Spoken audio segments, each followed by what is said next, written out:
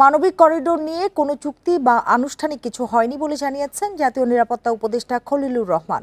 দুপুরে রাজধানীর বিইউপিতে রোহিঙ্গাদের ফেরানো ও আঞ্চলিক নিরাপত্তা নিয়ে সেমিনারে কথা বলেন তিনি। বান্ডেল থাকলে প্রতি সেনমানিতে টাকা বাঁচবে। বিকাশ সেনমানি বান্ডেল কিনে জিতুন প্রতি লেনদেনে। জাতীয় নিরাপত্তা উপদেষ্টা বলেন, প্রতিবেশী যেই হোক সবসময় সুসম্পর্ক রাখা প্রয়োজন।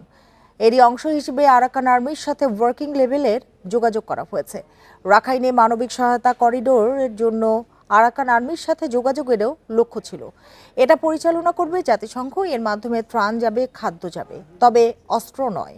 এই যোগাযোগ রাখাইন নিরাপদ পরিস্থিতি প্রতিষ্ঠায় সহায়তা করবে। মিয়ানমারের সার্বভৌমত্বকে শ্রদ্ধা করে বাংলাদেশ দেশটিকে অস্থিতিশীল করার কোনো ইচ্ছে নেই বলেও জানান খলিলুর রহমান। এর আগে পররাষ্ট্র উপদেষ্টা মোহাম্মদ তৌহিদ হোসেন বলেন, মিয়ানমারের নিরাপত্তা ও অধিকার নিশ্চিত হলেই রোহিঙ্গারা নিজ দেশে ফেরত যাবে। এটাই একমাত্র সমাধান।